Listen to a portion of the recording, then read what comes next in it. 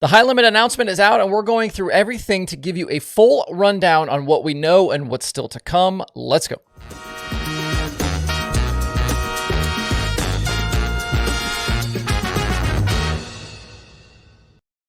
It's still Tuesday, November 7th. I'm Justin Fiedler. This is DIRTRACKR Daily. Welcome into a bonus episode of the show for today. Obviously, if you watched the show I put out earlier, you knew this was going to be a possibility. As expected, High Limit has dropped some details on their plans for 2024 in a release posted to FloRacing.com and HighLimitRacing.com. There's a bunch of stuff in here to unpack, and I would also recommend checking out Jeremy's two stories over at SprintCarUnlimited.com. One of them is free. The other you will need a subscription to his site for. I'll link to the free story below in the video description. Looking through the official release, there's not really a lot in here that we didn't expect, and most of it we've talked about at various points on this show. They'll run 50-plus races, they'll be live on FloRacing, and it will be a national schedule with a West Coast trip. Flo does have a minority stake in ownership of High Limit, and they confirmed that Brad Sweet will run High Limit full-time with Kyle Larson racing when it fits his schedule. Side note here, I don't understand those who questioned whether or not Sweet would race on this side with High Limit. Why in the world would he start a full national sprint car series but run with the Outlaws? This was always going to be the case, and everyone in the industry already knew this. It's been interesting reading those comments calling me out for talking about Brad leaving as if it weren't true or wrong somehow. There's even one on my show from earlier today. If you watched the Outlaw Banquet the other night, there were also lots of references to Brad leaving as well. As a whole, though, High Limit will have a $1 million point fund with the champion earning $250,000. In the midweek series, there will be a midweek series, will have a $100,000 point fund itself. As I said in the Daily Show earlier, High Limit would have to find ways to differentiate themselves from the Outlaws, and that includes no restrictions on full-time competitors. Teams will be able to race away from High Limit as they want, according to the release, but I'm sure there'll be some stipulations in that contract. And yes, there will be a contract here for full-time High Limit teams, just like there was in 2023, even with the midweek deal. This season, for example, teams only got the points fund payouts if they had perfect attendance, and I would assume that will carry over for next year. As for purse money, don't expect what you saw this season in terms of payouts to be for every show next year. According to Jeremy Elliott, the midweek races will again pay over $20,000 to win, but regular weekend shows will look similar to the Outlaws. Standard High Limit shows will pay $12,000 and $15,000 to win and $1,200 and $1,500 to start.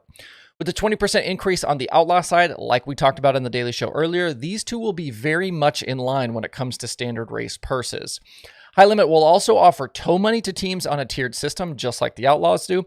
They're going to offer $600, $500, and $400 a race. That will be depending on their standing. That will be less than the Outlaws offer, as is the points fund. We talked earlier today about the Outlaws doubling their tow money. And the point fund on the Outlaw side, if you stay in good standing, you only run 4 races outside, the champion gets $350,000. Looking at the total package on offer here, the big selling point for High Limit will be that freedom to also race elsewhere, plus the addition of some off weekends. Looking at what we know about the schedule, that wasn't released today, but there are plenty of details sprinkled throughout the release and Jeremy's stories about what to expect. The High Limit year will start in Florida at East Bay, supposedly the week after DIRTRACKR Nationals, and that East Bay early season racing was part of the All-Star schedule. And just like we talked about here on the show, it will end at the dirt track at Texas Motor Speedway. That will happen in October. There will also be a High Limit show at Texas in April in conjunction with the NASCAR weekend. Jeremy also mentions an alliance with the Lucas Oil Late Model Dirt Series for some joint shows, and you can expect that partnership to start early. This isn't a part of the release, but I've heard after East Bay, High Limit will join Lucas at Golden Isles in Georgia. An alliance between High Limit and Lucas makes sense with the FloRacing connection, and I actually like this a lot, especially for race fans who will get to see 2 big-time series on the same night a few times this year. After that early season run down south, High Limit is expected to take several weeks off, similar to what the All-Stars did, before restarting their season into the spring. That's also not in the release, but that's what I've heard. The release does mention big shows for High Limit, including the Weikert and Tusky 50 at Port Royal. We already knew about the Dean Niddle Memorial at Portsmouth, and then also the Race Redeem Foundation race. Those were all previously main events for the All-Stars. They will also all stick around, be High Limit shows.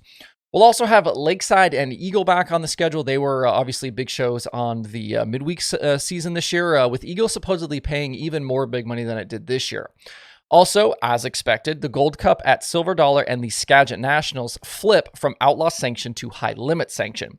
Those two events will be the cornerstones of the High Limit West Coast Swing. With Skagit and the Rudine race going high limit, I think it's also safe to assume here that the Rudine 26 and Zeb Wise will most likely be high limit full-timers next year, joining Brad Sweet and whoever else they can convince. Keep an eye on that West Coast Swing too when the schedule drops, as it appears as they'll go from the West Coast, either California or Washington, straight to Port Royal the very next week for the Tuscarora 50. It'll be a tough week for the teams and a lot of highway miles, and I think could end up being a small deterrent for those looking to go full time. Both the release and Jeremy stories point towards a high-limit takeover of the Four Crown weekend for the winged races. Remember, this season and in past seasons, it's been the Outlaws on Friday night, then the All-Stars on Saturday. That I would assume that will all be high-limit. And then Kings Royal week will now be split. Wednesday and Thursday will be high-limit sanctioned races, with Thursday paying $100,000 to win, while the Kings Royal Friday and Saturday will remain with the Outlaws. This year, that Wednesday and Thursday were for the Eldora Million, which was unsanctioned. Obviously, Kings Royal Friday, Saturday.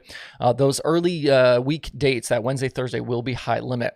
Jeremy says by the time the schedule is released, we could be into the low 60s for total race count, depending on how things go. I do think it's interesting that High Limit did not get a Knoxville race, and I know that because if they had, it would have been included in their announcement today. So no High Limit at the the capital of sprint car racing.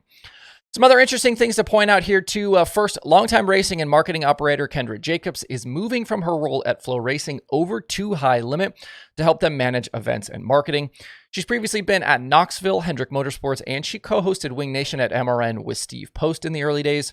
She will join the High Limit leadership that already includes obviously Brad and Kyle, plus Mike Hess, who will move over to a full-time position for next year.